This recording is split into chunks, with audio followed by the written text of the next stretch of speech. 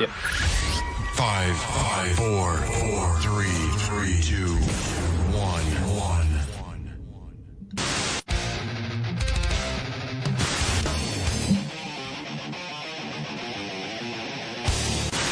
Well, now, we call this the act of mating. Yeah, we don't want to do anything to scare your children.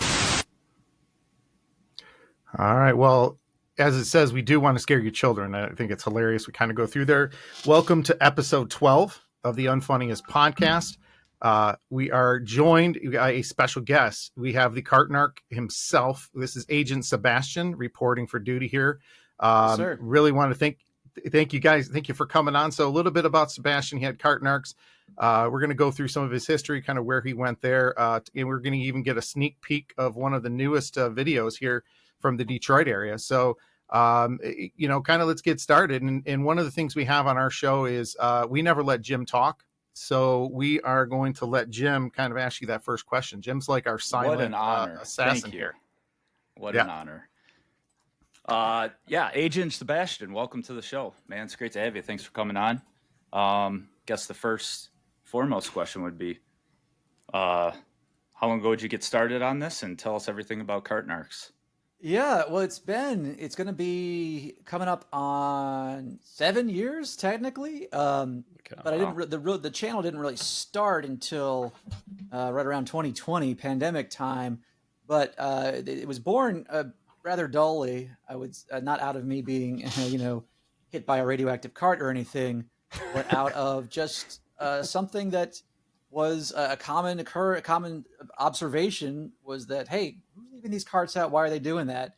And my sort of thing is I go out and talk to people about stuff. I investigate, it's just basic reporting 101, right? And so I went out there and I would walk up to people and ask people, and they start doing all the stuff you see in Kartenark videos, screaming at me, making ridiculous excuses, threatening violence, all that stuff. I said, wait, hold on, what's going on here?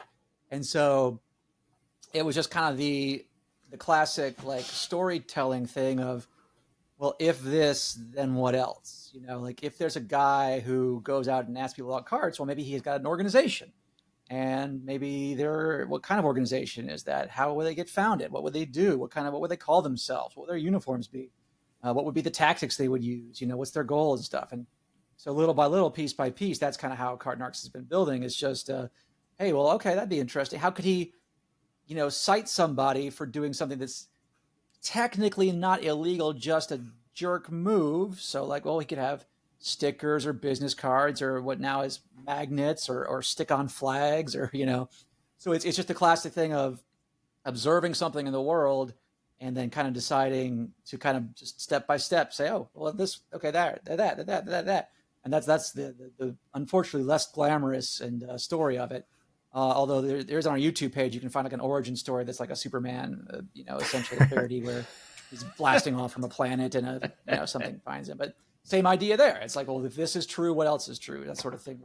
But with shopping carts, and the people who don't put them back. I got to give you lots of credit. You're very persistent. I love it.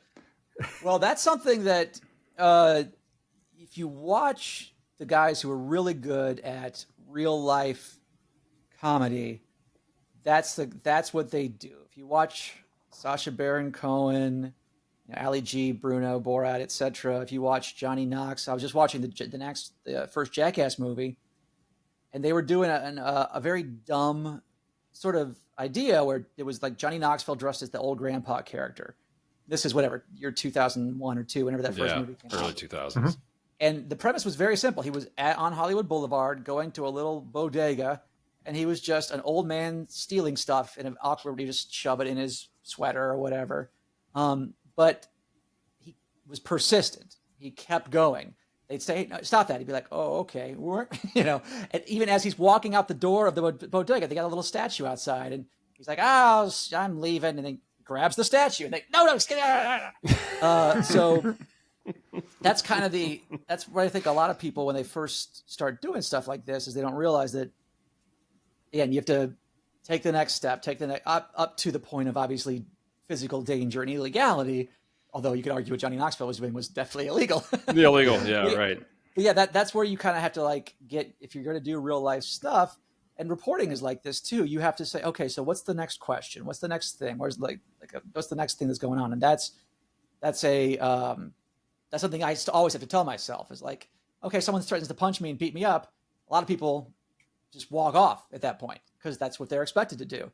But I don't in many cases, and that's kind of where the story gets more interesting. Yeah, your camera angle and the way that how, like you just said, when people start coming after you, man, your aesthetics and the way you're able to duck and dodge out of there is pretty awesome. Well, yeah, because I don't have a camera crew with me. It's just literally me and a little little mini cam, GoPro style thing. And so I have to be conscious of, can I see what's going on? Am I not looking around? Because normally you're doing especially with people in open areas where I could get hurt. And am I speaking while they're speaking? Can I stop talking while they're talking? But so another thing you get used to doing is being the cameraman, the audio person, and the quote performer all at once. Yeah. You're producing on the fly with all that, yeah. Exactly. Yeah. Same thing with you don't have somebody in your ear telling you, "Oh, it'd be funny if you said this." You just kind of gotta store those lines and or go off what they're giving you. Yep. So real quick, so obviously you have tons of videos when it comes out there. Realistically, how much filming do you do to get your 8-minute clips, your 7-minute clips? Is it pretty, each one of your, let's just say, interactions when you're down in Taylor, whenever you're at, are you getting multiple clips? Are you getting a lot of interactions where people are just, I'm sorry, and doing it and, kind of going through there? Yeah, the rough numbers, as far as I could tell, it's about 75% of people are decent. They'll either put it back with either they'll say nothing, which is always interesting. Because I do look semi-official. I'm not in a uniform of the store, but I'm out there with a light up wand and the uniform. So a lot of people are like, oh, okay, they got a Kartenark. Okay, cool, whatever that is, but he's right. And so they'll either be nice and do that, or they'll give me a little bit of back talk. They'll say something like, "Oh, you need some more cart returns around here. Somebody else did it," but they'll still do it. They'll still go through with it. It's about 25% where there's some friction, where they just don't want to be told. And of that 25%, there's maybe half of them where they decide that they're going to do something either verbally aggressive or physically aggressive. So it's, again, the majority of people are decent, but as I find out, there's too large of a percentage of people that are just dicks. Mm-hmm. I thought I didn't fathom that you were going to say 75%. I thought maybe you would say about half if you approach them and you ask them nicely. And like you said, you look so official, so they're kind of like, yeah, I got to put this back, right? But I for sure thought that you were going to say that people are far more confrontational, and it's interesting too that 25% that you say half want to engage in a verbal confrontation, and half want to literally, as your videos clearly show, start to physically come after you. Yeah, it's very demographic based from what I've found. Because people ask, that's another question they'll ask is like, is it male, female? What's the age range, socioeconomic, all that stuff? I was going to ask that. And it really comes down, in my experience, that it's males age 40 to 60 are the ones that really want to fight me, which is not the group that should be doing this, because they're going to blow their knee out, or if God forbid, I decide to fight back, which of course I don't do. Right. It's not going to end well for them. But there's at that level of male, I think my hypothesis is that they are the boss at that point in their life. They're the parent, the coach, the teacher, the boss, right? Because I post a few of these videos when I talk to, like, let's say 18 to 25-year-olds, males and females. I get a lot of kind of dumbfounded, like, oh, okay, all right, like because I think they're just used to being told what to do and guided and stuff. Whereas they could do more damage to a person. If you just think from an athletic point of view, on average. And then the same thing for women in that age range, let's say 35 to 55, they won't fight me, never have. I mean, they've tried, they've never thrown a punch, but they threatened it. But they'll talk a big game. They'll scream, they'll yell, they'll threaten to call their husband, that sort of thing. But and again, there's young, old, there's always exceptions, but that's the general what I get from people. Yeah, I mean, you got to be in decent shape too, because I mean, you're chasing them down throughout the parking lot. Well, the good news is that most people don't run that much. my favorite one that you did is when you fake throw a magnet. You're like, oh, did he fall for it? Yeah, it's very satisfying because I can imagine. Because they're getting out and they usually because they can't see and intentionally by me, it's in the lower part of their body across the body from them of their car. They get out, walk around, and either put their hand like, ugh! Well, you got out for no reason. Why? Because to get something that's non-damaging to your car, but because you don't want someone to see.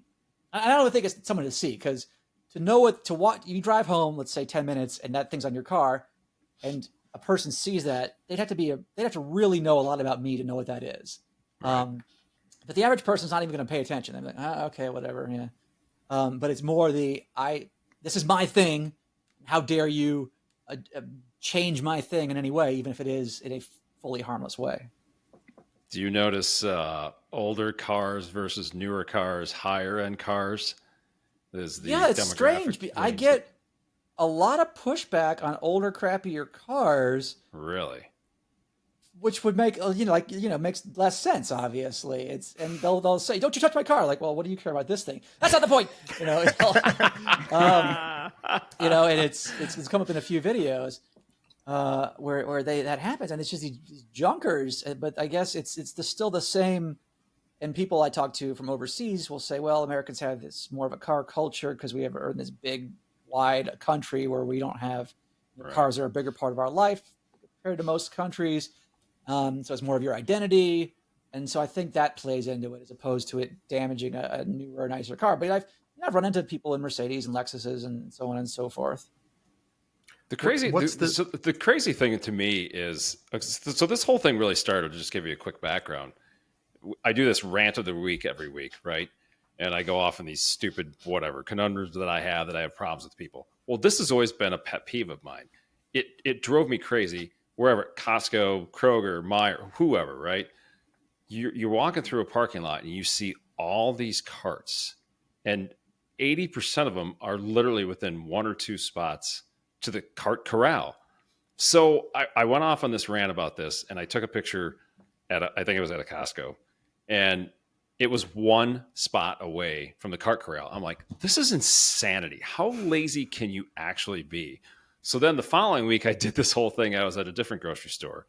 Same exact thing happened. One spot away from where my car was to the cart corral. So I did a little short video, and I said, this is how long it takes to go 2 spots. And I did it in like 8 seconds. So one of the businesses, I'm in sales, and I have a couple different businesses that I deal with, but the one guy that works for this one place sent me your video, and I'm like, this is my hero. This guy's the greatest guy on the face of the earth. I'm like, yes. So this is no joke, Agent Sebastian. No joke whatsoever. Yeah. I'm like, we have to reach out to him. This is the coolest thing ever. And I think the first video that he sent me was the one, I don't know if we should say his name or not. The heck was it, Mark? Pistol Pete? No, not Pistol Pete. Oh, Perry Caravello, probably. Perry, yeah. Yeah. The guy is just going ballistic on you. I'm thinking to myself, I would be in fear for my life right now if I was. Well, there's a little bit of that's the one video that I've done there where there's a little bit of setup, not on Perry's part. He doesn't know anything about that. Okay. But he is I don't know if you may have seen further information about him, but he's like a known person in the LA area. And apparently on people have been messing with him for 30 years, back to Jimmy Kimmel and beyond. Oh, wow. But it came up on he doesn't return his carts. And so I'm friends with the person who kind of like helps him along in life and produces stuff for him. And he said, look, I know where he's going to be. He goes to Costco. And it actually took 4 different times of me like kind of following him around. Oh, wow. To catch him not taking his cart back. Because again, I want it to be authentic on his part, not on my part, because I know where he is, obviously. But that I knew he would be a psycho. So, but I also know how harmless he is. To your point, so I knew that I would never be in real danger with him. Right. But yeah, that's the only Kartenark video ever where it was at least coordinated in some part, but only on my end. So So how did he get your phone number at the end? Because I saw at the end of the video he left the voicemail. I was Right, laughing so- so hard my stomach hurt. So that happens where the phone number's on the magnets, essentially. Okay. Okay, So all right, and gotcha. about for the folks, because as you see in the videos, most people toss them off or whatever. But maybe 1 out of 3 people, they'll either leave it on and drive home with it, or I'll sneak a second one on, and that's what I did with him. Because he's in the video, he's throwing them everywhere and all kinds of stuff. Oh yeah. So he left. So he had found one of the ones that I had left on that he didn't see earlier, and then called the voicemail, which happens maybe once a year, where I'll get somebody who his is the longest and best voicemail, but I'll get other voicemails where it's do that, and it's always the version of "mother effer, you do that again, I'll kick your butt," that sort of thing. Yeah. But that's how he would get the phone number for something like that. It's intentional, but it doesn't happen that often. So the people that you have altercations with, here they are. They're just going to the grocery store. Hopefully they're not shopping hungry. Yeah. And then right. They probably go hangry. home and they're like, "What in the hell just happened?" I would love to see that. Yeah, because especially the people who don't know me, which is most. Very rarely do I get someone who knows what I'm doing and still wants to fight me, because they get that it's ultimately harmless. If they know me. Yeah, I would love to have that camera and microphone, and I would love to have it in the car too, where especially if they have a wife or husband with them. Yeah, I just got in a fight at the grocery store about a guy telling me to put my cart back. Yeah, it's like what, and then you just know on their end they're never wrong. You just know the way they tell the story. They're the hero. I'm some jerk. A version of all the excuses we hear. Because that would be the most interesting part is them portraying themselves as the righteous one, even when they probably just, in many cases, committed a crime by threatening to hurt me or kill me. Well, the best is how you always point out how ironic it is, because they say, "You're damaging my car." And you say, "Well, sir, ironically enough, when you leave your cart out and it's a windy day, you're going to damage someone else's car. So what exactly is the difference?" And oh yeah, by the way, it's only a magnet. It's certainly not going to hurt your vehicle. Right. And those their are the response best. to that always is, "I don't care," or "It's illegal," or something. They're making up stuff at that point. Yeah. So they don't, very rarely when they get to that point, and very rarely do they say, "Oh my gosh, you're right." Like that, if they're going to have that realization, it happens way earlier. At that point, they're too far. Like, no. Oh, you don't want a magnet? Here, how about a flag? Yep, So of all your, flag. it looks like you're at a funeral with that one, but with all of the different interactions you've had and confrontations, has there ever really been one that stuck out that you were legitimately maybe a little nervous? Maybe this person had a gun in the car. Maybe they were going to do some physical harm or anything like that? Well, they've showed me they've had guns in cars twice. That's and then it's been mentioned a couple of times beyond that. So yeah, both of those were in Texas, where the one where he's in what he claims is his work vehicle, and I found out later on that it probably was, where he's sitting there talking to me and he's laughing. And the thing is, they can't claim self-defense because in none of my videos does it look like I'm carjacking them. Do they say, "Oh, I'm scared for, I think you're going to carjack me, and you're going to rob me"? None of that stuff happens because I don't come up from behind. I walk out in front of them, point to the cart, tell them what I'm doing, explain what's going on. And that's what happened in Texas with this guy. He's like, "Oh yeah, why don't you take it back for me? Ha ha ha." And I pull out the magnet. And he's like, "Don't you do that. Don't you do that." And he reaches down into, like his side panel, and he pulls out a 9mm. And of course, at that point I back off because you don't want to. Yeah. All he has to do is this and this, and I'm not around anymore. But and then there was another time in Houston where the guy he's farther away, but he pulled up his waistband to show that he was concealed carrying down the front of his pants. Again, I'll back away at that point because it's tough to dodge bullets. Yes. So those are probably the two where it's been most. And in neither of those cases were they prosecuted in any way. The first guy in the plumbing. The work truck, I'll say, there happened to be cops around, and I showed them the video, and they fought me. They kept on fighting me. No, this isn't this. Do you know it's a gun? Do you have his license plate? Do you know? And eventually, I pulled out my laptop, loaded the video in, because I think if this guy's willing to brandish a firearm over a magnet in his car, what else is next? And he said, "Well, technically, it's not." And apparently, that cop was wrong. But that's to me, it was like they were just wanting to get out of work, basically. Wow. So that being said, with I know there's a story, and I read a little bit about your bulletproof vest, your Kartenarks vest. But who was it? An ex-police officer sent that for you, or was there Current? with Yeah, that? Curtin.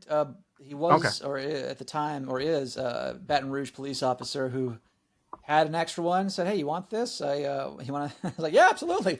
They held it to me, I'll and take that right now. Oh, I'll take that. I haven't had to use it, thankfully, but it's useful because you can mount stuff on it, and that's what they're there for. So It's tactical, nice yeah. to have as a safety. It makes you look even more legitimate than you are, which is even better. Yeah, it could get me in trouble too. I was coming back from Vancouver, BC, Canada, and they saw it in the back seat, and they had a lot of questions for me because, according to the border guard, coming back too, which was still Canadian border guard. I guess we don't in the U.S. we don't care. We're like, whatever, do whatever you want. Yeah, right. Man. Going in and going out both ways is Canada people. And they said, according to them, if I had you can get steel plate inserts for higher caliber, and if I had that, I would have been arrested because even though it's a completely self-defensive measure, Canada's gun laws are so extreme, strict. So I don't take bulletproof vests when I do Canada or anything overseas. Wow. What's your schedule look like? I mean, you doing this on a weekly basis? I take it. Yeah, it's really. I try to keep it. Obviously, I could do it every day if I wanted to, but yeah, right. I keep it as like a productive hobby. So it's averages 2 afternoons a week, maybe 5-6 hours a week. It's not much. I just go out typically afternoons before it gets dark. Again, I'm not going at night where people and they're scared. It's pretty simple, and just walk around 2, 3, 4 spots. If I do it in town, I'm going to the gym. Well, I'll leave half hour early and stop on the way at wherever. So it's pretty convenient in that respect. What's the farthest you've gone, travel-wise? I guess Australia, New Zealand. Holy cow! Was that around like a vacation or normal trip or something? Yeah, you can combine them. Yeah, tax write-off. Right off. Exactly. Because it has to be somewhere that speaks English, unless I want to hire a translator, which is possible. I might do that. Dude, now that would be spectacular. If you actually did this and had a translator. I may do that at some point. If we ever do a bigger, better version of Kartenarks, because I was in Ibiza, Spain. I didn't have any of the get up on. I just walked to a store, and I was in broken Spanish talking to these guys who had left the card out. Just asking him casually. They didn't fight me or anything because I wasn't like, "Hey, what are you doing?" It's like, just "Por qué es el carrito aquí?" And they were like, "Well," and I kind of, so they pay people the same stuff we hear here. Yeah. But yeah, the countries that have asked, so yeah, anywhere that speaks English, New Zealand, Australia. I went to Japan, but it's not necessary in Japan because they're just like they pick up after themselves. Yeah. They park perfectly. There's no trash. Everyone's polite. They're holding doors. It is. I went there just to show because they have Costco's in Japan actually. That like, look, man, and they don't even have cart returns. Really, they had like a cart return for the whole lot, and everyone just brought it back.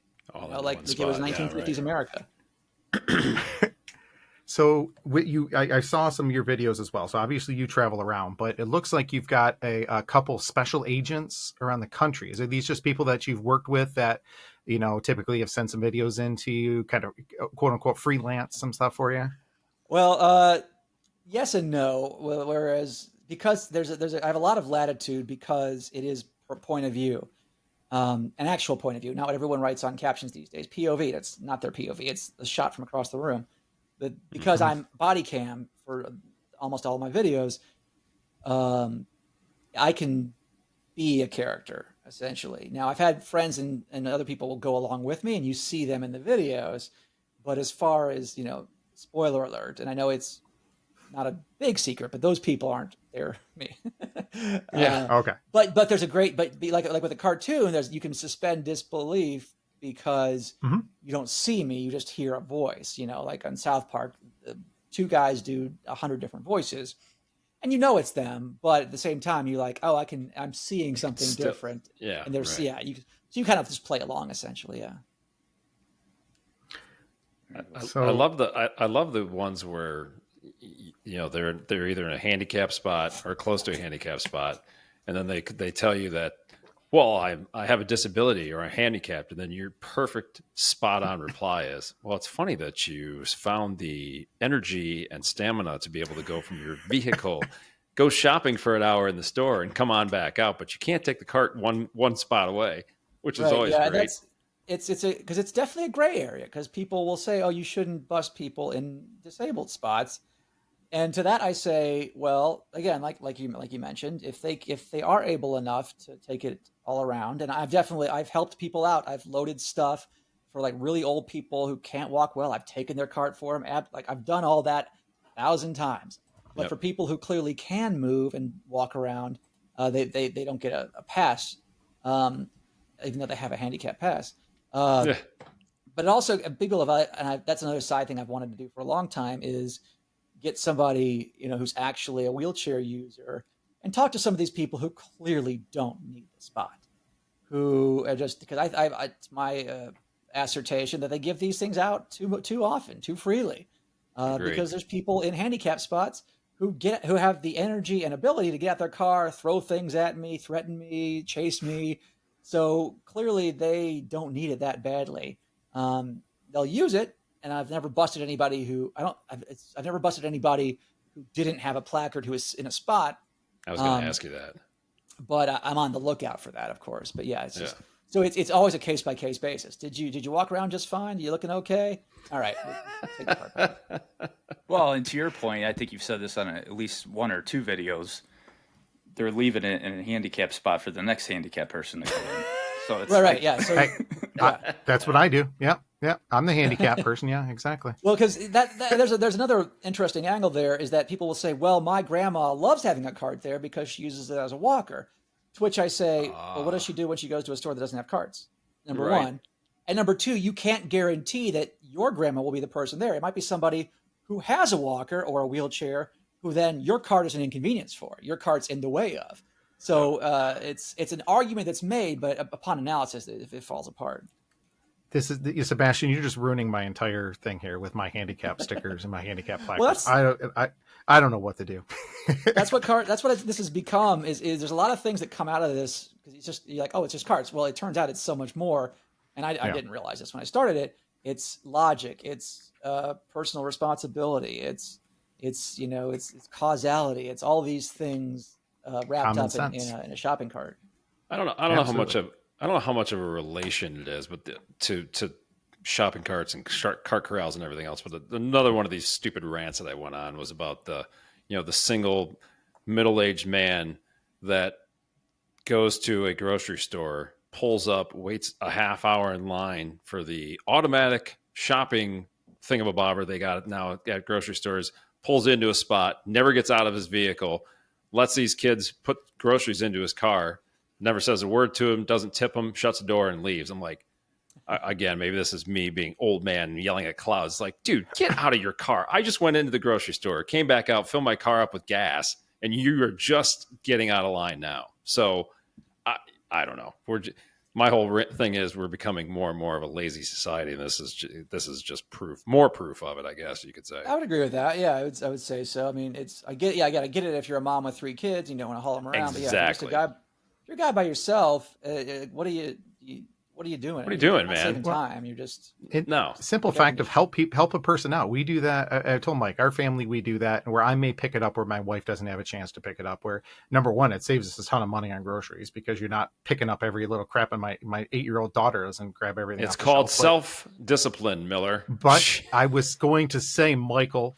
Mike and I have, by the way, known each other since the summer of 1989. So I don't like to admit that.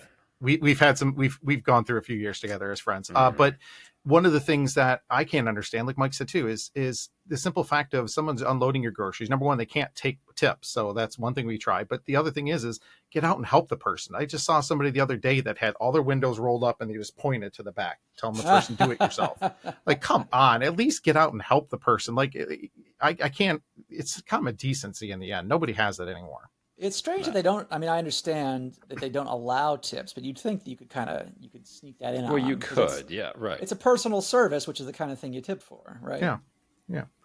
All right, so we're going to get into some hard-hitting questions here now, Sebastian. So I need you to put your best hat on. It's a little rapid-fire type things. What areas and cities have you come around that seems to be the best when it comes to returning carts? The best ones are smaller towns, smaller cities, and more rural. And that kind of, it's kind of the obvious answer, but it is really what I've found. That the smaller lots where people, not just because of the size of it, but where people know each other more, it seems. And there's a band of the country between kind of like the Pittsburgh area, maybe 150 miles on each side down through towards Alabama, like that whole southeast, all the woods there, Appalachia, that are pretty decent. Like I don't get a lot of videos out of Pittsburgh, Nashville, like rural Kentucky, northern Alabama, that whole area. There's some almost like the Appalachia. Yeah. It's just North Georgia, etc. Because I've been around all this, and I grew up in that area too. So like, there's just not a lot of people that leave their carts out in those areas. In my pretty Rust decent. Belt. Yeah, exactly. So opposite, who's the worst? Is it the big cities? The deserts, the Vegas, Phoenix, Albuquerque, Reno. Wow. Like there's something about, I don't know if it's all that open space or just getting the sun baking people, and because they're very like a methy tan person that lives out there. It doesn't rain, so it's never clean. There's always that layer of filth and grime and everything. Those are the worst ones. And again, and for whatever reason, I don't know if it's just Breaking Bad, but the people seem to do a lot of drugs out there, and they just get that twitchy sort of weird person. Why is there normally no cart corrals near handicap parking areas? At least in the areas we're at here. Yeah, you're right. That's an accurate observation. It's 2 or 3 handicap spots, a couple, 3, 4 more regular spots, and then a cart corral. And I think it has to do with they have to, by law, have a certain amount of area next to a handicap spot. That's the whole point of it being there. And now what people, the blue hash lines. Now what people often do, as you see in my videos, is they'll just leave carts there because it's open. And, hey, here you go. So I think it has to do more with parking code. I've seen some where they have a spot, or they have a return up there, but and I think they could use more. But I think it has to do more with code. But also, when you're there, the front of the store is right there. So that's another phenomenon I've noticed, is that like once people cross that front driveway area to where the spots are, they cannot go back. It's a weird like force field for a lot of people, not for everybody. For a lot of people, they're like, no going back. Well, I'm out here now, so there we go. I think the answer to your question is just it's past the or point even of when no they return. they take the effort and they mount it on top of a curb, like they're basically lifting the cart. But I saw one the other day. This girl, she gets the whole 4 wheels, and it's not even grass. It's like all kinds of rocks, and she's like, I'm struggling with it. I'm like, what do you just take it over? You just roll it over here. You'd be done in half the time. But, another thing too is it falls on its side. It's first thought procedure for people. So I always tell people, like, how do you know when they're going to take the cart back, when they're not going to? It's you look at their eyes. The second they're done with that cart, if they look up and around, they're looking for a cart return, and they're going to find a cart return more than likely. Yeah. But if it's eyes down, whatever, it's like, oh, that's where it's going. And even if it's hard for it to go there, I'm making it go there. It's funny. I noticed that. It's amazing how much attention I've actually paid to this now in the last month since we've done this thing. But I was at Costco the other day and I saw it. And listen, I don't have at least at this point, I don't have whatever. Maybe I'm non-confrontational at this point, but I didn't go up to anybody and say, for the love of God, how hard would it be to just put that over there? But it's funny exactly what you said. You can tell when there's people that start looking around and they're like, okay, well, there's the cart corral there. And then the other people that make a beeline, like Jimmy just said, to the rocky berm area that they have to take so much effort to put the stupid thing up there. And it's like, you could have just rolled that right over there, but hey, all right. It's strange because you could argue that their heart's in the right place. They want to get it where it's not going to roll and hurt other people, but they don't want to use the perfectly decent system that's already in place. Correct. Well, the worst, honestly, usually the winter months here in Michigan and the Midwest, when the winds howl at 40 to 50 mile an hour, literally, and then I like to refer to them as Neanderthals that will literally put the cart in front of their vehicle, and as they're pulling away, here comes the wind gust and it throws it right into the side of somebody else's car. So it is a legitimate complaint that these things are doing damage, especially on windy days. Definitely. So one other thing, can you give us a little background about the whole Dr. Phil situation, how that kind of arose? And it was kind of interesting to watch that. But and I know personally because one of my son's friends, their parents were on there, and he was a fiasco when he went on there. It was a bait and switch. Nothing was right. It was a horrible situation. So yeah, he was pretty rough with them. Yeah. Well, you can find a condensed version of it on the Dr. Phil YouTube page, like a 25 minute version of it. And so, it was late 2011 or 2021, I should say. They just called me out of the blue or emailed me out of the blue saying, hey, we found your videos. Would you like to come on and talk about them? I was like, yeah, sure. Why not? And to the bait and switch angle point of it, a little bit of that happened where they were on the whole time coming up. They were very nice and professional. They were, pleasant. Everything all the pre-tape stuff we did was nice. Everybody wanted to get, pictures and stickers and all that stuff. All the crew was fans as far as I could tell. Producers were all very nice. And they did the day of, they didn't tell me well ahead of time is that, hey, Dr. Phil is going to come at you as hard as he can. Which is, fine. I can handle that. But the day of, because they didn't want to spook me. Not that it would have mattered for me, but I think in general, they don't tell people that he's going to come after you because they don't want to spook people. Because for me, they asked, hey, do you know any of the people, the contact information for any people you confront? I'm like, no, not at all. I have no idea. But they found him. They, I guess they had to hire a private investigator to look up license plates or whatever, because the average citizen can't do that. Right. And they said they found like 20 something people, and they only talked. They got 3 that said yes. Of that 3, 2 backed out. And the one guy they had on was like, he was not a good representation. Didn't really know what he was doing. So I think you do spook a lot of people who aren't used to like media stuff, especially because they know they're going on there because they screwed up. Right. Yeah. Even if you did have Dr. Phil in this case, for the folks who haven't seen it, Dr. Phil defending them to his best. I have to say you held your ground and defended yourself very well. Well, yeah, because everything he came at me with was all stuff I hear every day doing this. So it's not like these are new excuses, and they all fall apart due to upon analysis. However, I tried to be respectful of it's his show, because he'd make a point, I'd rebut the point, and he wouldn't come back with anything or say you're right. He would just next point. He would just move on to the next thing. Which I get it. That's part of the format. He's got his list of things. So I show up, and the day of, he says, well, he's going to bring on X. They'd say, we're going to do this and this and this and this and this. They did explain there's going to be people who are going to be coming up against me. And I was fully aware of that, of course. I expected that sort of thing. But I didn't expect his attitude to be so confrontational. But again, I was happy to deal with it. It wasn't a big deal. But he was very pleasant. The staff was very pleasant. Even if he was, I think, playing a bit of the devil's advocate. During the episode. Yeah. But no confrontation means boring TV. Yeah. So.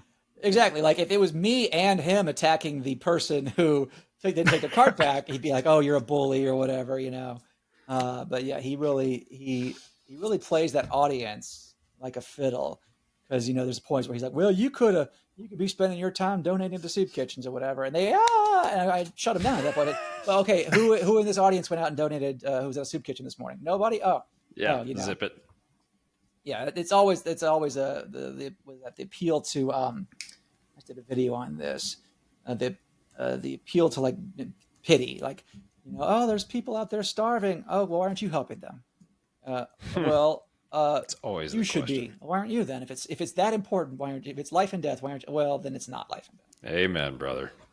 Yeah, absolutely. So let's talk a little future stuff. Where do you see Kartenarks? The whole thing of interview question. Where do you see yourself in 5 years? Where do you see Kartenarks headed next besides space? Right. There is something that's funny you mentioned that, because it's been, it's been roughly the same for the past 4 or 5 years. I'll, different characters and I'll have an occasional guest star.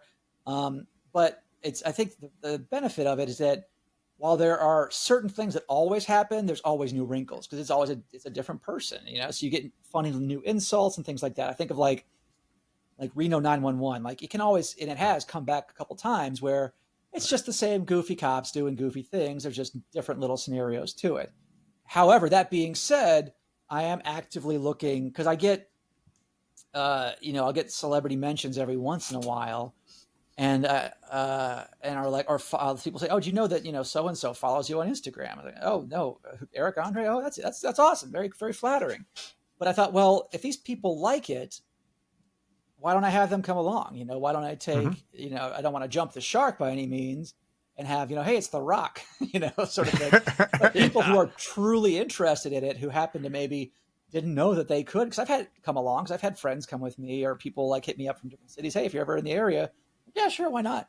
So I think and I've actually got a person now who literally just this past couple of weeks have said, okay, you've been mentioned on XYZ podcasts, blah, blah, blah, blah, blah, blah, blah. I can reach out to these people for you, set up a time, get security if that's what they need. Because I think a lot of people see the videos and they say, oh, there's real danger here. Right. Which there is. To be fair, you could die being a Kartenark. That's true.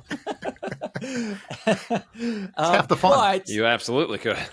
but it's lighthearted, supposedly, at least on my part. So, there's going to be some logistics as far as that goes, but that's the next step, is to get some of these bigger names to have, like, again, it just takes a couple hours, hang out one afternoon, walk around, ask people why they don't take the cards back. Done. So you ever think about like logoing a vehicle and just park it in the parking lot, and then people pull in and they're like, dude, we got to go to the grocery store today. Vinyl wrap. Yeah, right, exactly. That's an option. I'd love to. My dream would be to get a shopping cart shaped vehicle, which exists, by the way. What? It's like a giant monster truck size, and they use it. Is that the one in Jackass? They use it for grocery store openings. Okay. And they'll slap a different logo on the side. I think it's based out of Vegas. Problem is, it's gas powered, so I couldn't sneak around on that thing at all. Yeah. And it's also, again, monster truck size. But it'd be fun to have as an appearance on an episode. But my ideal would be like golf cart sized, but kind of shaped or tricked out like a shopping cart, so I could move, quietly, because that's the whole point of Kartenarks is people don't know I'm there. They behave naturally, and then we see how things go naturally. So that'd be my ideal vehicle, would be electric golf cart, but rip off the sides and the roof and put metal shopping cart stuff in. DOT certification that has to be. Yeah, at least get it for surface level streets legal. Right. That's awesome. You get the some one thing I sound wanted to effects ask on there you for that- a broken wheel or whatever. A what? Sound effects, like a Oh, broken yeah. Right, wheel. if one on a wheel is car. always broken or stock, or Have Whatever you that noise is. have you had anyone actually try to get the police involved? Like, I'm sure you have. Yeah, you see it in some of my videos where the cops Some show yeah, up. some of the videos. Well, the cops don't show up; they're already there typically, Yep. and it's a handful of, or they're on the phone with cops a lot. But I always tell them, like, I'm not going to wait here 20 minutes for a low priority call. 20 minutes if we're lucky, by the way, depending on the city, right. for a low priority call, just to waste the officer's time for him to get here and say, "Hey, man, you need to get out of here." Yeah. But I found there was one a few months ago where in Huntington Beach here in California where the cops knew me. They're like, "Hey, Kartenarks, how's it going?" And because the woman's on the phone calling 911, and he's doing the whole rigmarole. Oh yes, he's blah, blah, blah, blah, black vest, etc. I see the cop over in the parking lot. Like, oh, I'll go talk to him. And he's like, "Oh, how's it going, man?" I was like, "Yeah, you might get a call." And of course, I turn around and they're gone because I think they saw me talking to the cops. That's the best case scenario. But the other, and it's only happened a handful of times, scenarios, they show up, they say, "Hey, man, you gotta get out of here, man." Like, yeah, okay, no problem. Yeah. But I've never been actually charged with anything, actually put in cuffs. That's where I was that going stuff. with it, Because yeah. again, ultimately, what I'm doing is harmless. It's literally the same as putting a flyer under your windshield for the Chinese food store down the road. You could maybe write me a ticket if you really wanted to, but it never happened even to that extent. All right. So Yeah, how did I Taylor? Is that where you were at, Taylor, Michigan? Yeah, so I was just in the greater Detroit area, coming down through Windsor, and Who knew? Yeah. So I love going. I like this time of year. I try to get to like the Michigans of the world and the Boston and the Massachusetts of the world because I don't want to. I don't like the cold. Number one. But number two, I don't want that to be an excuse. Like you'll never see it pouring rain in any of my videos. You never see it snowing in any of my videos. It's always nice. It's always pretty clear, pretty bright daylight, so that that just removes all that excuse, right? Yep. And I'll pull this up here on my screen in just a second, where I've been to Detroit a couple times doing patrols, but one thing I've noticed in Detroit and a couple other cities is in the Detroit city limits proper, they're running out of real grocery stores. Like, there are none. There are no grocery stores in Detroit. No Targets, no Kroger, and for folks in other parts of the country, Kroger owns a bunch of different branded stores around the country. Stores, right? Fred Meyer, Smith's, everything else. Yeah. But Kroger's the main company brand. Like you go to Ralph's here in California, you can buy Kroger branded stuff, but it's not a Kroger. You're like, people just don't know. Yeah. But there's a Whole Foods like in the middle of downtown Detroit, but it's one of those small ones that does Metro. But yeah, by Wayne State University. It flashes up at the beginning of all my videos, the location, and people just don't know what Taylor, Michigan is. No offense, they just don't. Outside of your area. None taken. Trust me, they're not going to hold it against you. So that was like the closest Kroger because it was near Romulus where the airport was, and I drove by and I saw it was littered with cars. So I was like, well, I got to go take there. But yeah, so San Francisco's the same way where there's a Safeway, which is a Kroger, and I going around San Francisco, which I've been doing for 5 or 6 years now. They just started getting rid of carts. So that, so like all these big stores are leaving the cities that are dying. All the good stores are leaving because they don't want to deal obviously with the shoplifting. Yeah. So, Detroit, obviously home of RoboCop. So it's the home of RoboNarc, he's a half robot, half human. Cyborg. We got up to Taylor the other day. And I'll share you the begin. This is going to be actually published tomorrow. So sneak preview. Nice. Sneak preview. Yeah. Oh wow. Yeah. You'll get Agent RoboNarc explains. He's wearing glasses. He's got like metallic stuff all over him. This a little bit of the theater there. He talks to a guy. Same thing we've always talked about. A guy who's able to walk around in the handicap spot, but he doesn't want to. We just mentioned a minute ago. So let me see if I can go to share. Screen, and here you go. Let me know if the audio works all right. RoboNarc, noticing. It's going good. Man, headed in wrong direction when cart return is there. Oh, no. Sufficiently able-bodied to return cart, yet blocked handicap walkway. This lady is doing the right thing. Weep, skeep, woodle-dee, weep, weep, whoop, weep, whoop, weep, weep. This is not where the cart goes. It goes at the cart return. Greetings, sir. What's Kartenarks? This man left his cart. Which is that's my favorite part of these is like you're in character talking like a stupid robot. Which, by the way, no one's ever called me on. But this guy's like, "Hey, what's up, man?" And then I go to the whole scenario. Blocking the handicap walkway, right? Yeah. We try to alert him to the misdeed, but we'll apply a magnet of shame so that he knows and others know this is an incorrect modus of operation. Don't touch my fucking property. Well, sir, the problem is you left your cart in the middle of the handicap walkway. I don't care. Well, I do. I'm the RoboNarc. I blocked your attack. Nice catch. I'm not attacking you. Don't touch my fucking vehicle. Why did I do it, though, sir? Ask yourself this. You have something better to do? Sir, no. This is my life. This is my programming. Oh, you've got a big life. Don't touch my car. Yeah, that's dude. Who talks like as a robot? But he doesn't care about that. He's so focused on whatever. It's not a great car. Who cares if there's a magnet on it? But he's so focused on that. Yeah. Doesn't want to hear about the handicap. It's the classic move. Sir, don't touch it. I won't if you take your cart back. How about that? Don't touch my car. I'm going to pull around the corner and beat your ass. Touch the Sir, do not. I away. am a cybernetic organism. You're a fucking idiot. And this guy, he's older. I think he's missing some teeth, which is why you get that voice. Oh my god!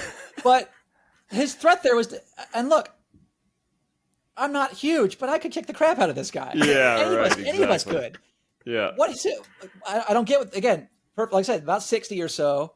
Thinks he's just going to get himself hurt if he tries this. But it's your sir, target I am a robot. I demographic. cannot be an idiot. Touch my fucking car. You're going to get it. Get what? You're going to see. What's that? What am I going to see? Walk away. Sir, put your cart back. Walk away. Please. Walk away. Please put your cart back. Somebody else, you're not going to like what you're going to see. What am I going to see? You're going to see something in a second. Is Get it, with my car. sir, why are you yelling at me? I'm going to cops on your ass. What are you going to say on my butt? Motherfucker. That's the fake Now, out. sir, You motherfucker. you fell for the fake out. There is no magnet there. Sir, take your cart back, please. Put that thing in your ass. Sir, I could easily have fit it in there, but then it will do no good. So yeah, as you can tell, there's another 4 or 5 minutes of that. So Oh, dude, That my far jaw, exceeded my expectations. my jaw hurts. Oh my Do you god! have to get? Do you have to get any type of clearance? I know, obviously, television broadcast, it's a different situation, but when it comes to the internet, is there any type of clearance or any type of legality they can come after you for? So yeah, there's an issue. The issue comes down to do they have what's it's not in the law anywhere, but what it's always been adjudicated as an is called expectation of privacy. Privacy. Yeah. Obviously, all these people walking around here, they know they're in public. There are signs everywhere in this parking lot. There's cameras there, and in all these little areas. So at that point, from the law, there's no problem at all, or else any public video you could get taken down. There are platform-based rules. So like YouTube, where that's where most of my videos are, typically has things against children. It's not illegal or against their rules to show children, but are they being featured as the main person doing the talk? So like anytime there's a kid that I'm like, even people who are fans with their kids, I'll blur the kids' faces just out of courtesy and niceness. Yeah. But yeah, and then as far as like, well, okay, let's say it's commercial usage of their likeness. Well, it's not. I'm not putting their faces on T-shirts or anything. It's the same thing with any kind of news gathering organization or real life thing. So that's where it comes into play. Is yes, there could be legal stuff if I planted a bug in his car, or if I planted a tracker on his car and then followed him to his house. That raises Different up like story. stalking and stuff like that. But as far as just showing people's faces in public, which all my videos always are, there's no problem there. Okay. Even with license plates, right?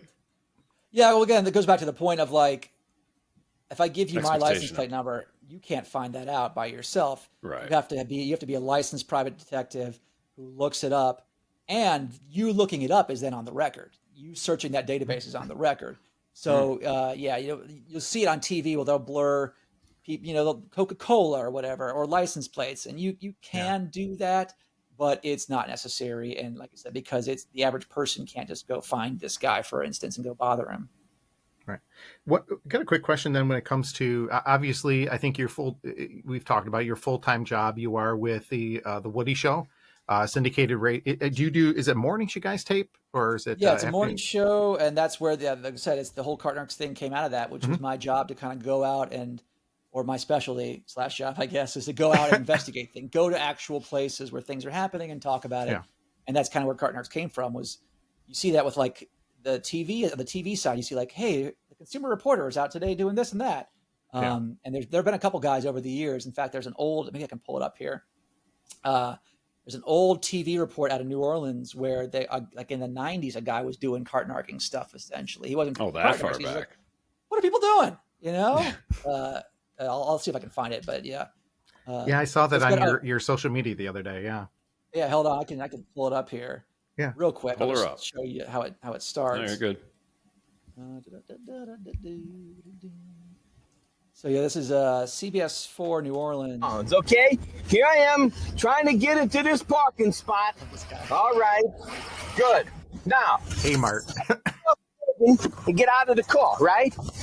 And I got a basket right here. But do I get this basket? So his whole angle was like he was busting people for leaving their carts out, but he was also busting people for not grabbing the carts that were out and taking them back. But look, if you look at this parking lot, back in the 90s and 80s, they didn't even have cart returns. No. You were expected, or it would have been nice to take them back to the front of the store. Yeah. Obviously, people aren't doing that in this case. Well, that's where the argument comes. Yeah, now that's where the argument comes in of, well, there's people that are paid to do this.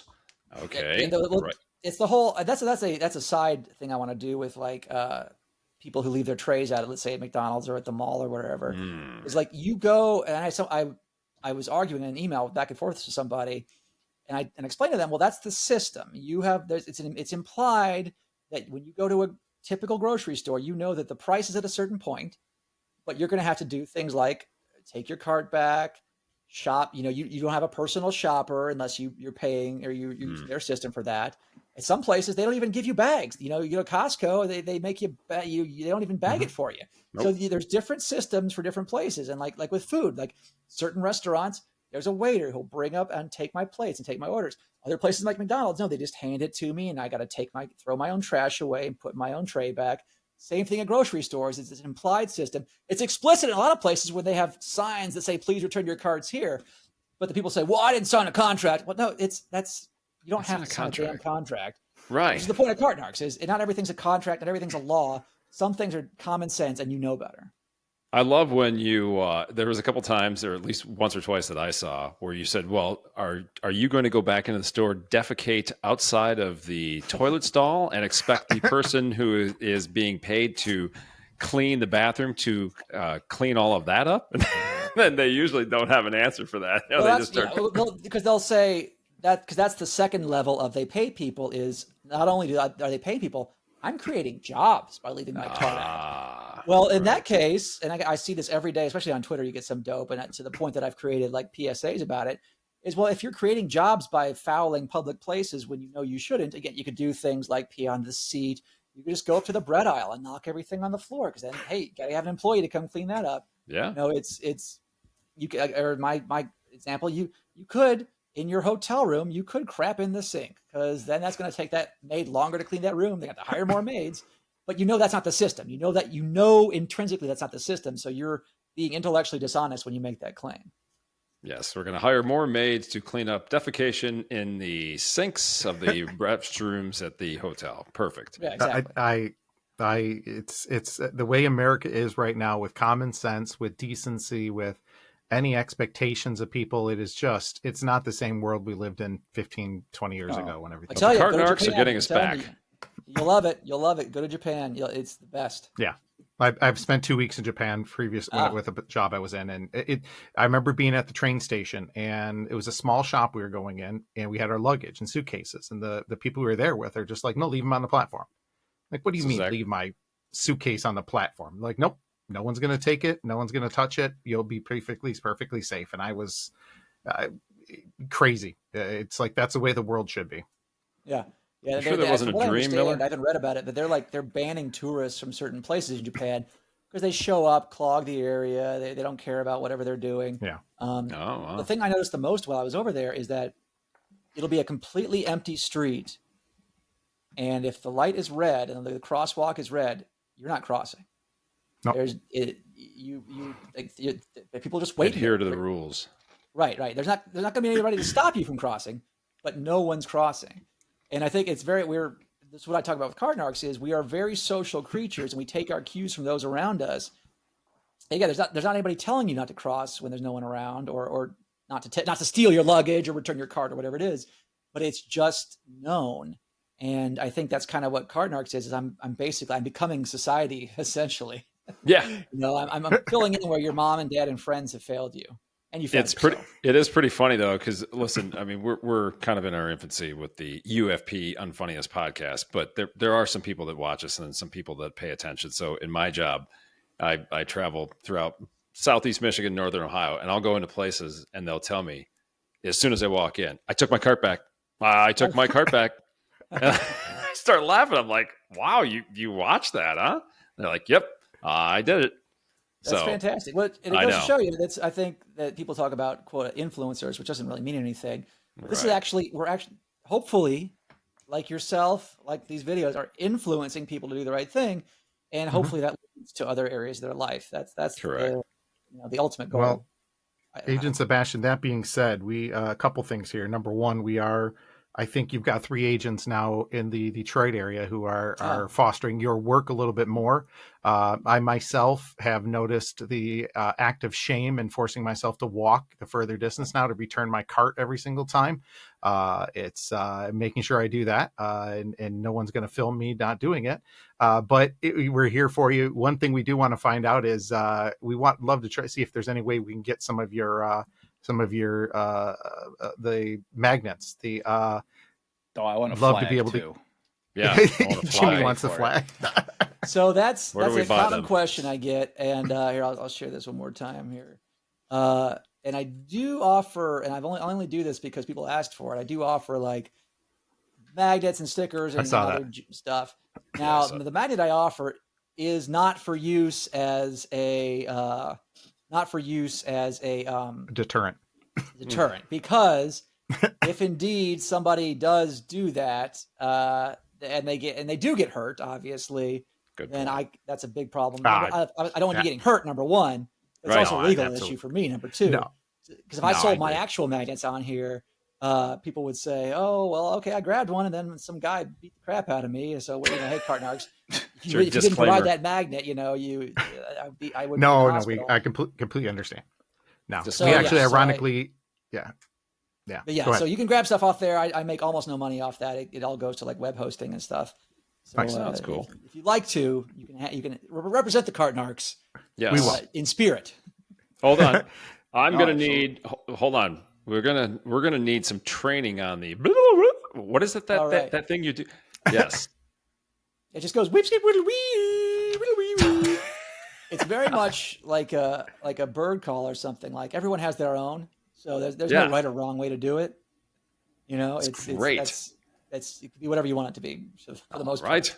It's perfect. It fits the crime. Totally fits. Yes. Well, next time you're in the Detroit area, let us know ahead of time. We'd love to meet up with you and see what we can do to help you out and further your cause. But we really appreciate Agent Sebastian. We really appreciate your time. I thank you so much for coming on today. Been a blast, and love to keep this relationship up. We'll hopefully get the status in a couple months of where your efforts have been seen and how things are going. Yeah, much appreciated. Yeah, glad to see that you guys are doing and fighting the good fight, at least personally. Absolutely. Mike, aren't you forgetting one more question? Oh boy, you're gonna have to remind me. I'm old, remember? I think you were going to ask him if you can start tomorrow. Oh, yeah. Where's the online application? Yeah, where's the online application? I can fill it out. My resume will be available. I'll have a nice cover letter. I'll include. Just observe and report. Observe and report. That's right. I'll include the video of my. Hey, that was actually pretty good. It was. Well, Sebastian, thanks so much. We appreciate it. Keep fighting the good fight, and we will see you on YouTube and all the rest of it with your videos. Looking forward to the future. Thank you, man. Really appreciate it. Take care. See ya. All right. Well, guys, awesome. that was a fun time. Give me one second. I got to do something here. He was very engaging. He's great. Yeah. It's a great cause. And we lost Miller. Now we can talk crap about him falling asleep on the boat. Jim, you should bring up those pictures immediately of him dozing off with Lisa pouring beverages over the top of his head. Oh, boy. Oh, I make no excuses. The sun, the wind, the air, the 4th of July. That's what it's all about. Oh, no, but Agent Sebastian was he was an awesome addition to the UFP. He'll go down in history in the next 5 years when we look back. Miller, we still catapult. on him? I mean, obviously you can edit this, but we are. Well, we can.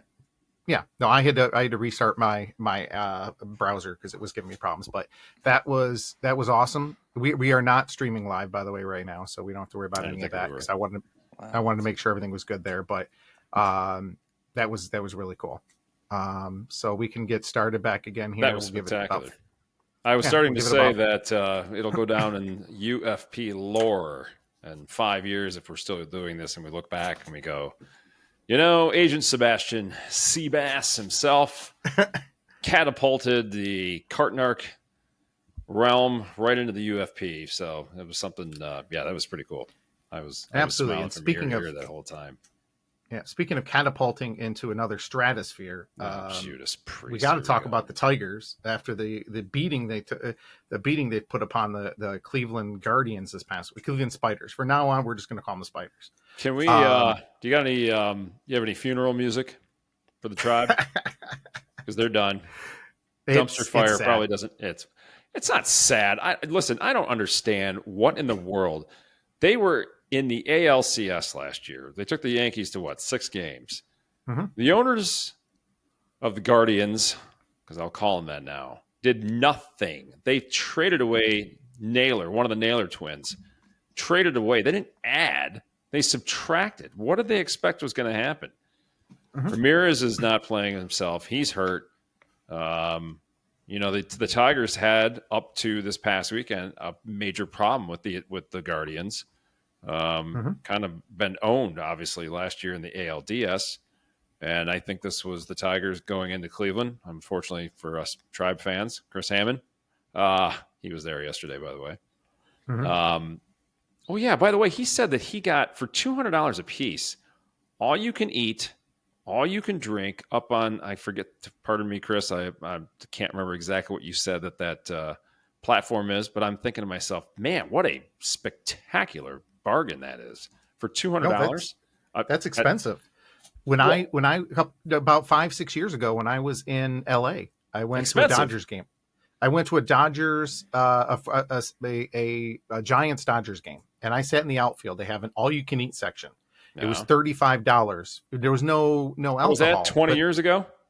No, it wasn't that long ago. But it was like about 6-7 years ago. But $35 for a ticket, but no alcohol. But everything else was free: water, pop, hot dogs, nachos. I didn't think the 200 is that per person. Yeah, I didn't think that was that bad. Is that per person? $200 per person. They got there at, I think, 11 o'clock. I think he said 11 a.m. till the end of the game. All you can eat. That's not actually bad if you ask me. Because I don't think it's bad at all. If you go to a Tigers game, depending on where your seats are, and then you go to that Amsterdam bar and you order a beer, $20. Yeah.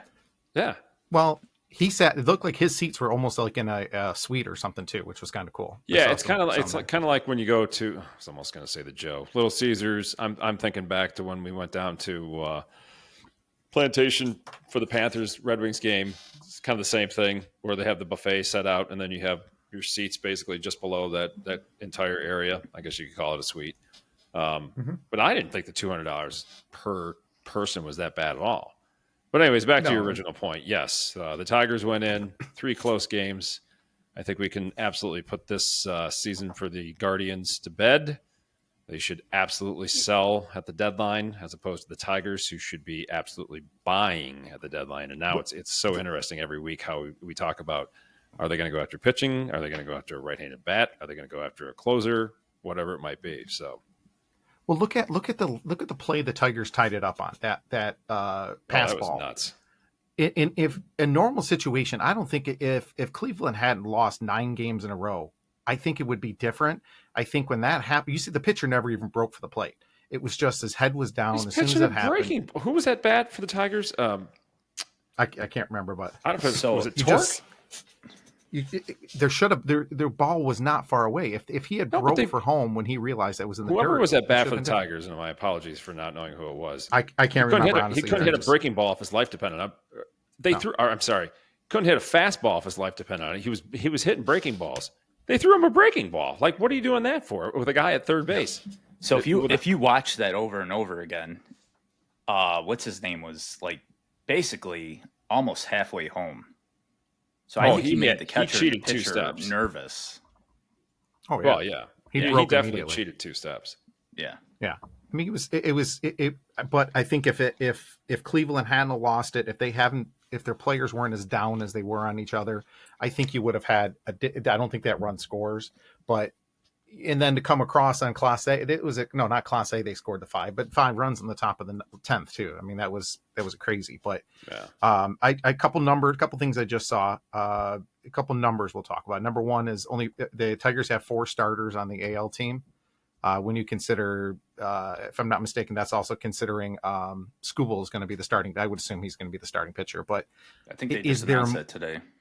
I think so, yeah. With Skubal, is there a more under the radar superstar in all sports? Honestly, maybe he's number 2. Ohtani, you can say, is number 1, but is there a better true ball player as far as pitcher? There's no better pitcher in the game of baseball right now than Skubal.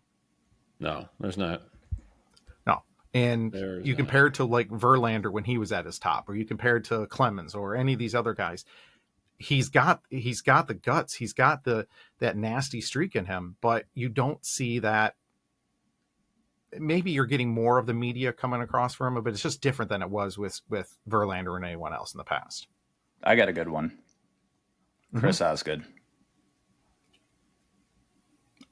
He was never as dominant, though. He was great, but he was never dominant. He was never that top person. I don't know. Okay. Ozzy? Yeah. Yeah. He was Hall of Fame, but he wasn't. He's not in the Hall of Fame. He will. He better be. He's got to be. He's not going. He's not going in. He's not going in. Well, no. Him and Lou Whitaker needs to go in at the same time in Baseball Hall of Fame. Then, the last number to talk about when it comes to the baseball, I was half joking this afternoon. I looked up what the Tiger. Can you guess what the Tigers' magic number is to clinch the best record in the AL right now? 55. 52. 3. Actually, 70. What? 70. I thought you said. Did you say best record, or did you say win the division? No, to clinch the best record in the American League. Oh, I thought it's 52 or 53, right, Jim, to clinch the division for the Central. That's what I'm sorry. That's what I thought you meant. Yeah, 70 for the best record, but it was so essentially if they just play 500 ball the rest of the year, they're pretty much guaranteed to win. Don't do it. Don't do it. Don't even say that. They've got 75 games remaining. Yeah. Speaking of numbers, we talked about this a little earlier.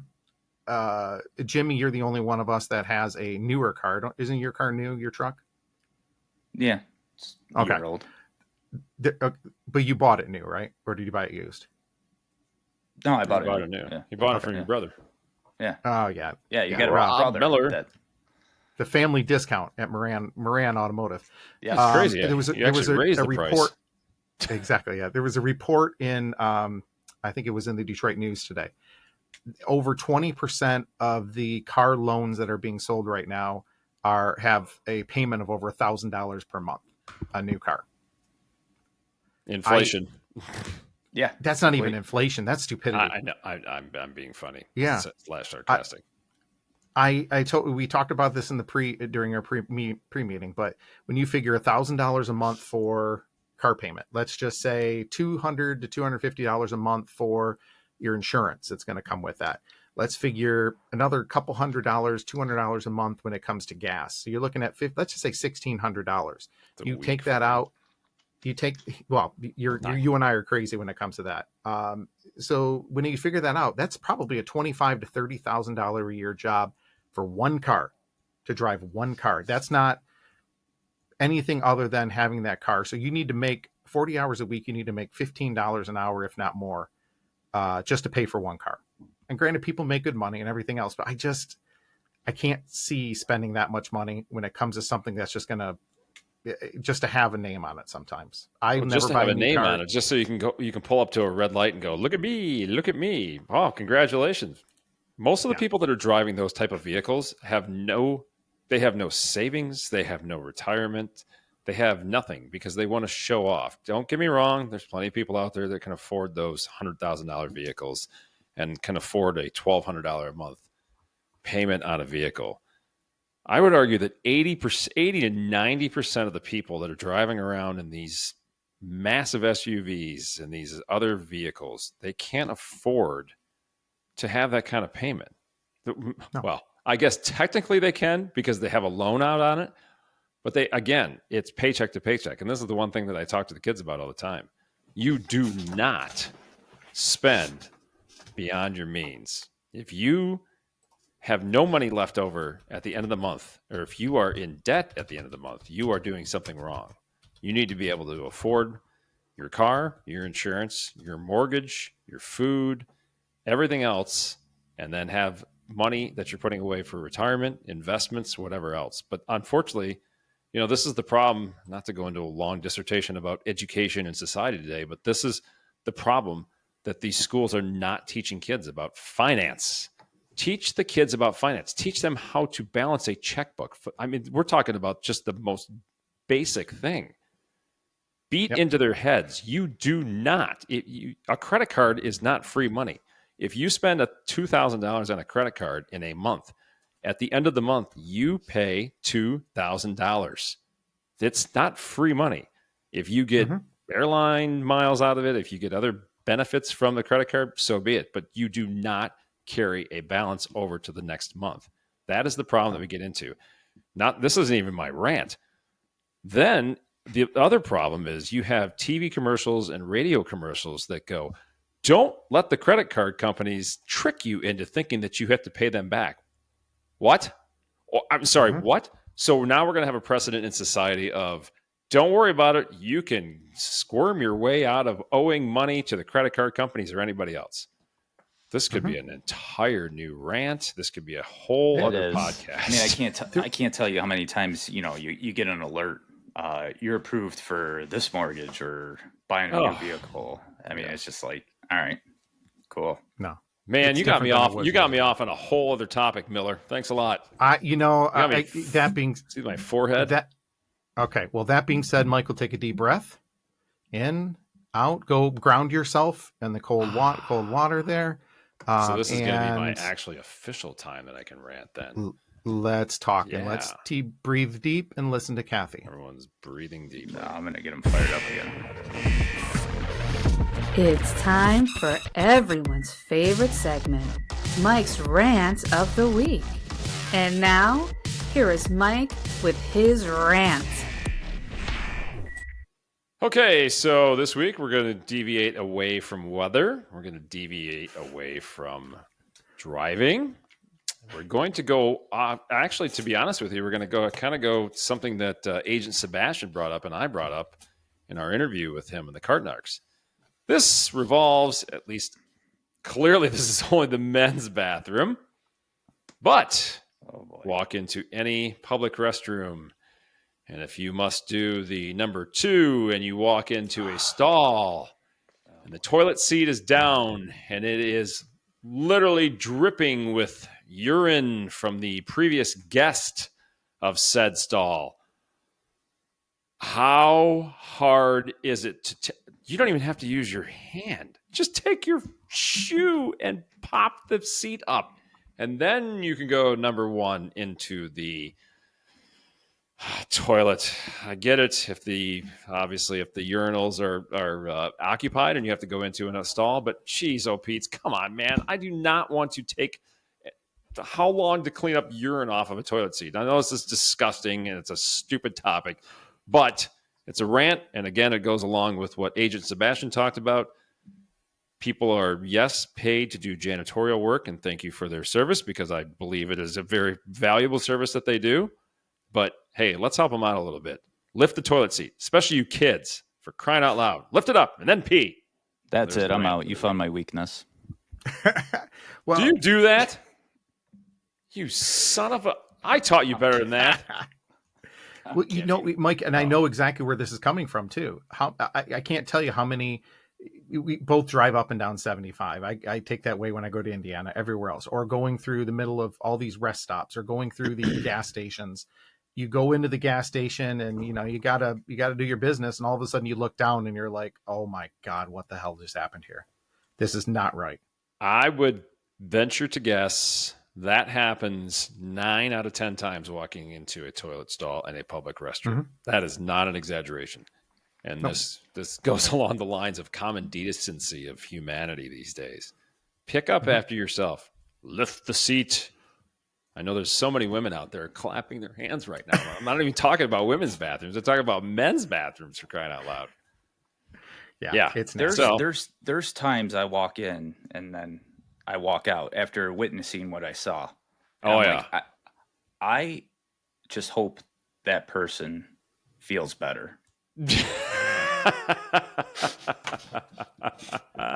Between the aroma, the scent, the display of whatever they just left. Oh man, there are some rotting humans in this world. That is 100% for sure. Nobody should have to clean up after that. No. That's except for yourself. Point. Except for yourself. Except for right, exactly. That's what the lake is for, anyhow. After 4th of July, that's what you just do in the lake. You were half asleep the whole damn day, so who knows? Don't say that. So, we didn't do our normal recap here. For anybody that we had a podcast meeting on July 4th for a few hours out on the lake. If that's what you call it. Yeah, it's a business write off. You can just write all that off now, Mike. Yeah. Honestly, it was fun. The families get together. We do it every year. Our family, the Wards, Jimmy, and the Hoppies came around, Lisa and Andy this year. We will have Andy on. Andy is worried about being interviewed, and he's not going to be interviewed. He's just going to be a co-host with us for the day, but he will be on this. Andy, for those that don't know, is one of our best friends, and he is a firefighter. And amazing work that him and his crew do. He is actually a firefighter in the city that I live in, and we really appreciate all that. But that being said, he is the man that single-handedly made number 19 Mike Ward second that look good Third in that. all of the old Kartenarks football Absolutely. games. Well, Yeah, number 2, it was number 60 blocking to make sure that big defensive lineman wasn't going to hit you. Shouldn't say that because I was always in my butt right before I threw it to Hoppy. But Hoppy was the savior of the day at our cookout when one of Mike's neighbors decided to create a fire in their barbecue grill. We're paying attention and it was on fire. So Andy saved the day. So Andy is our hero of the week. Contrary to what most people. It was an accident, but it was an accident. No, contrary to what everybody thought too. But he's just calm, cool. He's just walking over to the grill with the bottle of water. I got this, guys. Yeah. Hoppy's walking up to the grill, kind of doing a strut, like, "What's everybody freaking out about?" Literally took fire. He took the grill handle, lifted it up, took the bottle of water, went like this, and the fire was out. And he turned around. He's like, "Why is everybody freaking out?" Like Andy Hoppy, you're my hero. He's so calm. He knows exactly what he's doing. And everybody said, "Oh, I thought you couldn't put water on a grease fire." And he's like, "No." Put nothing to see here. I mean, nothing to see here. Where to go, Hop? We're to save the day. Yeah. So we had our podcast meeting. It was a fun day. The weather was gorgeous. It was the perfect day where you weren't frying when you were out of the water, but at the same time you could truly enjoy it. The night you had to put a little quarter zip on, and the underwhelming display of fireworks. We'll talk about it another time. It wasn't great, but we were in Bare Naked Bay. We had to stop Miller from getting naked, for crying out loud. I said, no, it's just the name of the bay. You can't tell me Bare Naked Miller. You can't say Bare Naked in front of Miller because he takes it literally. But no, it was beautiful back there. The water was 74 degrees, which is a little cool for my liking. The air temperature was in the low 80s. Barely a cloud in the sky. I will say, after all of my BITCHing, that was probably the 3 nicest days of the 4th of July holiday in at least a few years. So, heck, Saturday was even nicer. Jim decided not to come out. I think he sat at home all day and reveled in his misery. We're not professionals like you on the water, Mike. We're not used to one day on the water kills us. I got a little sun. See that? Yeah. Got a little sun. We decided because of common decency and rules and regulations of our jobs to not film anything that day. It was probably a good idea. We were off that day. Oh, I see what you're saying. No, we didn't. I don't think anybody overindulged. No. We were very responsible. No, it was a fun day. It was a really blast. The kids had a good time. Just very, very nonchalant, which is the best thing. And we can just food was spectacular. Miller, I'll give you a lot of credit for the. It was. The food was great. Beef kebabs were. That was Kathy. Oh, that was Kathy. Okay, well, Kathy made those. Probably the single best kebabs I've ever eaten. Yeah, and I took all the. I have eaten all the leftovers of them. Yeah, I was like, Kathy, where's the leftovers? She's like, Mike took them all. I'm like, son of a. Yes.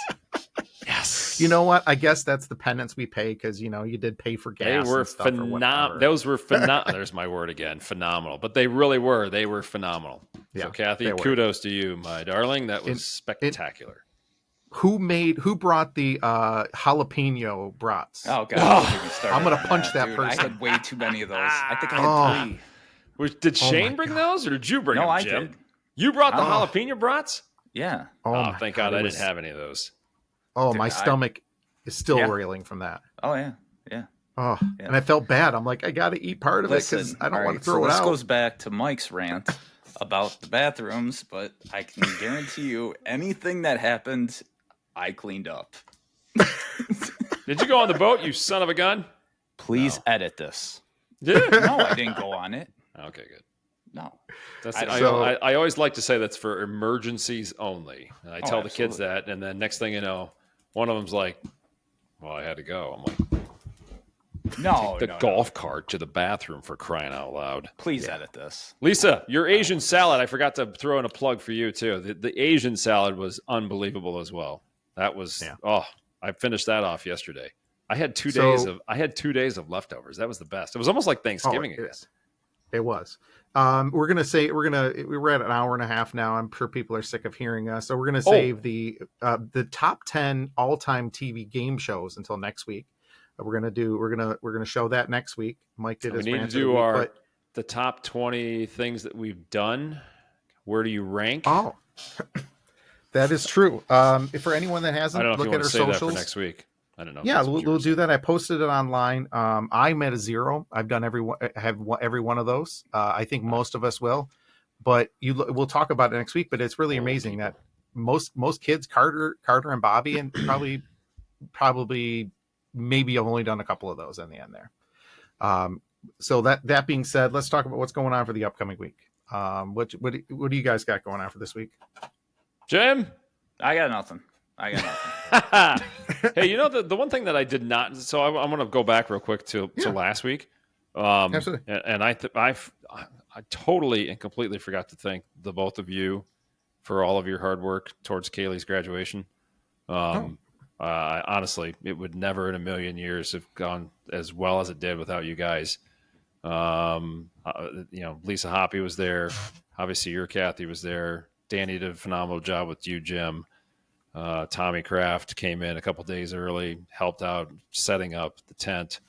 There was just multiple. And my God, if I'm forgetting somebody, I'm so sorry. But there was so much help. You guys, no way it could have got done. It went off just absolutely beautifully. Kaylee loved it. She actually came down. I don't know if I told you this or not. I fell asleep about 12 o'clock, which is late for me. Everybody else was partying in the back patio till whatever time, which is good. I loved it, right? But Becky said that Kaylee came down about 1 o'clock, 1:30, bawling her eyes out. Not in a bad way, a good way. And she's like, I can't believe how awesome this was. I'm so upset that I didn't take it in even more. She goes, I want to do it all over again. I love you, Mom. Thank you so much. Of course, Becky. Jesus, that's who I forgot. Rebecca, obviously. Need another edit. Yeah, I know. We'll edit that one. Can you edit me in just saying that right now? We'll use AI. Here you go. I mean, listen, all I did was just do what she told me to do. I honestly didn't contribute enough that I probably should have, could have, whatever. She took the bull by the horns, got you guys involved. But no, I thought that was so cool that Kaylee came down with tears of joy as to how cool it was. So that just tells you how awesome that party was. And I can't thank you guys enough again. So dude, it's a lot of work. I mean, you know better than I do. Like, it's a lot of money. It's like, especially for you guys to cook, and the food was great.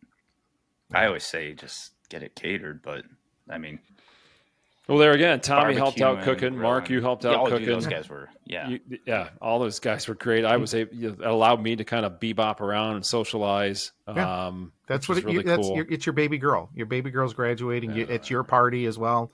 That's what we're there for. We talk about it all the time. One of the things, for those that don't know, one of the things we always do between Mike, myself, and Jimmy, started a few years ago when I said goodbye to Mike, and the first thing, I said, I love you.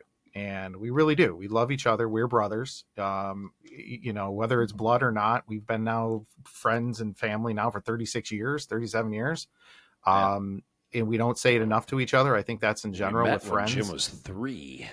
I know. That's ridiculous. Exactly. But that, the other thing too, Kathy and I said, is that we kept asking Becky and you, what did you guys need? And the answer was always, well, I don't know. So what it is we really, just because we've known each other for so long, you don't ask. We just jumped in and did it. And Jim, you're the same way. You have to, because I don't think you and Beck knew half the stuff that you guys needed. And that's what family does. And that's what we're there for. Dude, we all love each other. Like you said, I mean, Beck had her pecking list, like 3 pages of she literally had a timeline. Okay. Like, You've got it.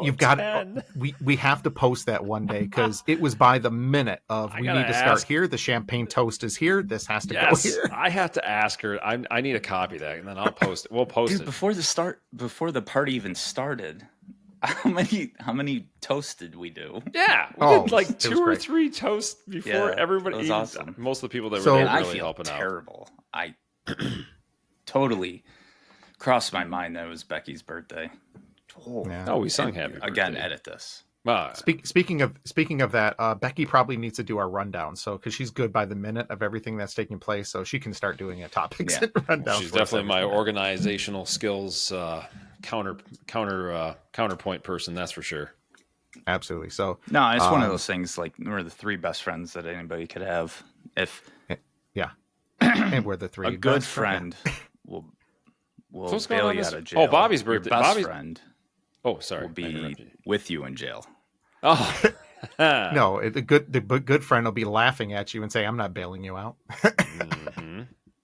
Yeah. Bobby's Bobby's birthday is this Saturday, 12th. Wow.